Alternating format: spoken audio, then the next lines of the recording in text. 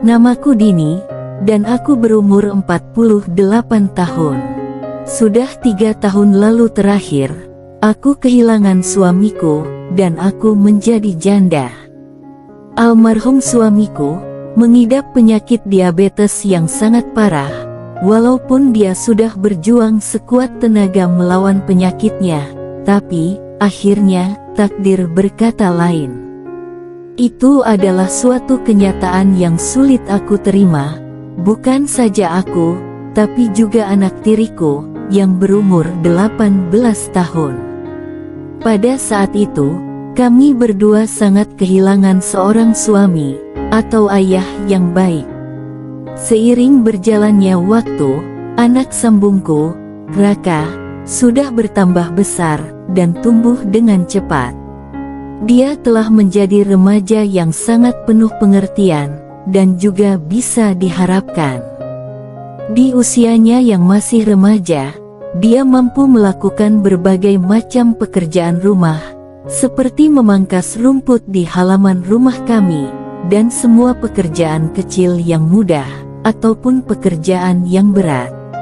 Semua itu mungkin dari didikan ayahnya, yang berdedikasi sebagai orang yang penyayang, penuh pengertian, dan suka menolong. Di tahun pertama, tanpa kehadiran suami, dan juga sosok ayah di antara kami, setiap malam, aku selalu menangis, karena mengingat mendiang suamiku itu. Dan itulah sebabnya, Raka, anak tiriku, selalu datang kepadaku, untuk sekedar menghibur, dan juga menenangkan diriku. Ia selalu mencoba membuatku agar lebih tenang. Namun, ada hal aneh yang muncul di benakku, entah kenapa, hatiku seakan berbunga-bunga, ketika ia menyeka air mataku, ketika aku sedang bersedih. Perasaanku hancur diterjang badai, setelah kepergian suamiku untuk selamanya. Namun, aku berjanji, untuk tak membuka hati untuk orang lain. Aku akan tetap setia dengan janjiku pada mendiang suamiku. 2 tahun berlalu, Raka, anak tiriku, dia cukup tegar dalam mengarungi hidup ini, dan dia juga menjadi alasan utama untukku tetap hidup, dan bertahan sampai saat ini.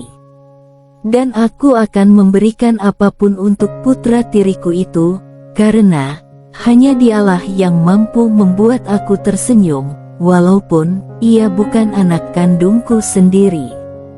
Singkat cerita, sejak 2 tahun berlalu, aku mulai memperhatikan putra tiriku ini sudah mulai berubah. Dia bertumbuh semakin tinggi, dan terlihat semakin segar. Ditambah lagi, ketampanan yang tetap melekat pada wajahnya. Aku mulai menyadari bahwa dia lebih dari seorang anak laki-laki. Kuakui, segala ketegaran dan ketabahannya yang hadir di dalam diri anak tiriku, juga mampu memberikan dampak pada diriku. Seperti suatu malam, batinku mengalami kesunyian yang teramat sangat mendalam. Aku mencoba untuk sedikit mengurangi beban batinku, dari kesunyian yang mulai menggerogoti diriku. Aku memutuskan untuk membuat suatu kegiatan, dengan menggunakan alat khusus, yang sengaja aku beli. Namun, di tengah-tengah kesibukanku itu, aku tidak tahu, kapan putraku terjaga. Entah kenapa, saat itu aku lupa untuk menutup pintu ruanganku dengan rapat. Aku tidak tahu, sudah berapa lama ia memperhatikanku yang sedang sibuk sendiri. Aku dapat melihat bayangannya dari cermin yang ada di kamarku. Matanya menatap sepenuhnya kepada diriku, dan bayangan tatapannya yang dalam, seolah makin menimbulkan suatu gejolakan yang tidak bisa aku temukan pada orang lain, kecuali dari almarhum suamiku. Intinya, saat aku sedang menjalankan kegiatan, sementara itu, putraku bersiri di ambang pintu, sambil memperhatikan dengan seksama. Matanya terpaku pada setiap kesibukanku itu. Aku juga melihat dia sedang bekerja untuk dirinya dengan tangan sendiri. Aku tahu seharusnya aku menghentikan semua pekerjaanku di sini, tapi aku sangat susah sekali untuk menghentikannya, karena memang sudah 3 tahun terakhir aku tak mendapatkan hak untuk diriku. Aku mulai merindukan sesuatu yang pernah diberikan almarhum suamiku. Jadi, aku melanjutkan saja pekerjaanku itu, walaupun aku tahu bahwa putra tiriku melihatku secara langsung. Hal tersebut seakan mengirimkan efek yang luar biasa, dan aku mulai menyadari bahwa diriku mulai mengeluarkan suara hati yang aku sangat yakin dia pasti mendengarnya. Aku merasakan pengaruh yang sangat hebat pada saat itu, walaupun aku tahu bahwa sebenarnya dengan semua tindakan yang aku lakukan sekarang adalah suatu kesalahan. Aku merasa seperti ditampar oleh suatu gejolakan yang sangat berkesan, dan aku tidak bisa mengingat kapan terakhir aku mendapatkan hal yang demikian itu. Aku bisa melihat bayangan putraku yang tetap melanjutkan pekerjaan untuk dirinya sendiri dari cermin kaca yang ada di ruanganku.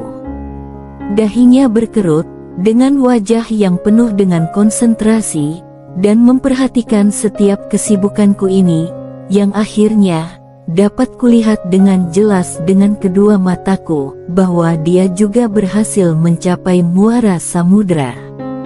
Dengan pemandangan yang kulihat dengan keadaan mata sedikit tertutup, cukup membuatku kembali terpengaruh. Aku kembali mulai menyibukkan diriku, diiringi dengan nyanyian yang lebih keras dari sebelumnya, seiring aku sampai ke pelabuhan yang kudambakan untuk yang kedua kalinya. Akhirnya, gejolakan pikiranku itu berangsur-angsur mereda. Aku mulai membuka mataku dengan penuh, dan melihat ke barat cermin. Dan ternyata, putraku telah pergi dari situ, dan menghilang dengan cepat dari pandanganku. Dan setelah itu, aku seakan merasa bersalah akan yang baru saja terlalui. Aku merasa menjadi seperti seorang ibu yang paling buruk di muka bumi ini. Dengan air mata yang mulai menitik, aku mengutuk semua yang tadi aku lewati di hadapan putraku, dengan penuh rasa penyesalan. Dan entah kenapa, aku terus berpikir tentang itu, dan kembali mengingat semua itu. Singkat cerita, aku hendak untuk mengganti gaun yang kukenakan saat itu, dan hendak beranjak ke kamar mandi, untuk bersih-bersih. Dan saat aku sampai, aku langsung membuka pintu. Namun, betapa terkejutnya aku, ketika melihat sesosok manusia, yang ternyata adalah putraku, yang sedang aktif berada situ, yang dimana dia sedang sibuk dengan usahanya sendiri. Aku terdiam sejenak, untuk beberapa saat, aku memperhatikannya, dengan semua yang ia kerjakan. Dan kemudian, dia menyadari akan kehadiranku di situ. Dan wajahnya berubah menjadi pucat pasi, disertai dengan kepanikan. Bu, ngapain di situ? Maaf Bu, ucap putraku dengan begitu panik. Matanya terlihat langsung berkaca-kaca, tapi dia berusaha menghilangkan kepanikan dalam dirinya. Oh kamu, maaf nak. Seharusnya Mama mengetuk pintu dulu sebelum masuk, ucapku, dengan suara halus dan penuh keibuan. Tapi, aku tidak beranjak dari situ, karena memang, aku tidak mau pergi dari situ, malahan, aku melihat ke arahnya. Sekali lagi, dia tetap mencoba dengan susah payah menyembunyikan akan hal itu dengan kedua tangannya. Gak apa-apa kok nak, memang sudah seharusnya kamu merasakan pekerjaan yang demikian itu, dan itu merupakan hal yang umum di umurmu, ujarku dengan senyum yang penuh arti. Dengan penuh pengertian kepadanya, aku tahu, kali ini, dia tidak mengerti maksud dariku barusan. Dia masih terlihat takut dan kaget dengan kehadiranku di situ. Ya udah, kita bicarakan nanti aja. Kalau kamu sudah selesai dengan pekerjaanmu sendiri, jelasku dengan tersenyum, sembari meninggalkannya. Langkah demi langkah, aku mulai menjauh, untuk menuju ke dapur. Aku bisa merasakan pengaruh dari apa yang kulihat tadi.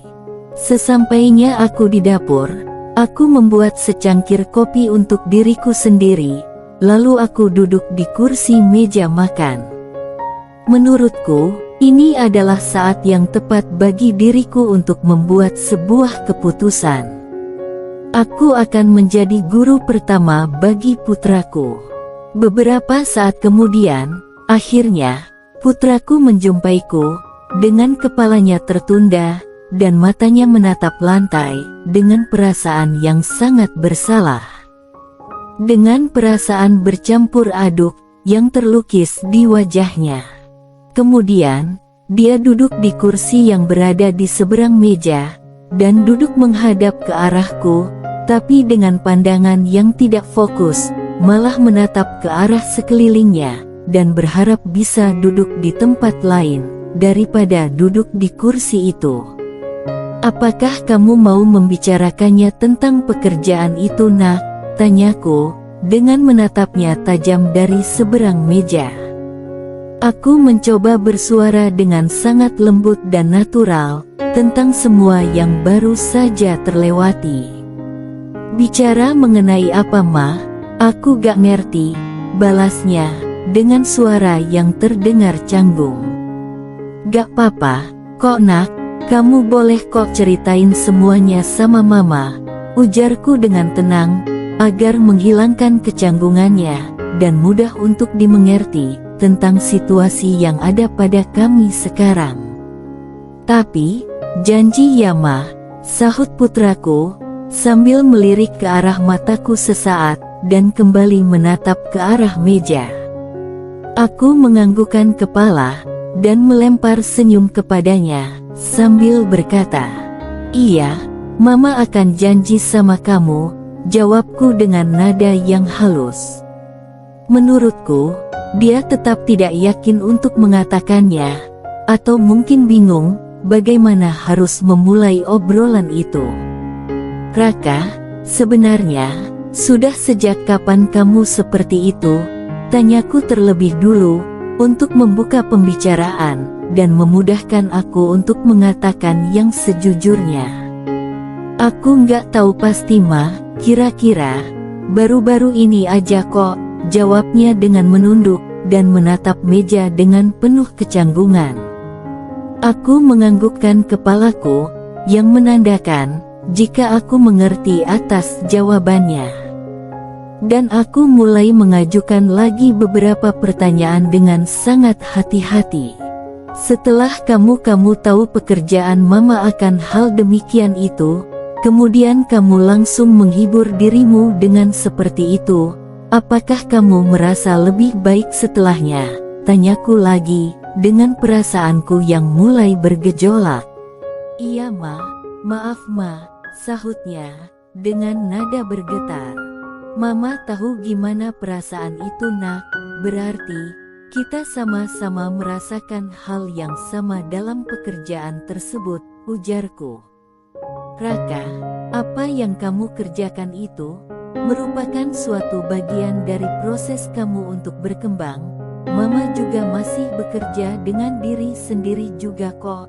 Jadi, Mama sangat mengerti tentang apa yang kamu kerjakan," jelasku, dengan memberikan senyuman yang penuh arti. Pada saat itu, ia memperlihatkan rasa bersalahnya. Dia seperti lebih merasa bersalah pada saat aku memberitahu mengenai prosesnya. Kemudian, ingatanku kembali lagi, ketika aku melihatnya tadi sedang sibuk sendiri dengan dirinya tadi. Maka, timbullah ideku untuk mencoba bekerja sama dengan anggapan saling tolong-menolong. Putraku terlihat terpaku saat aku mengatakan hal itu.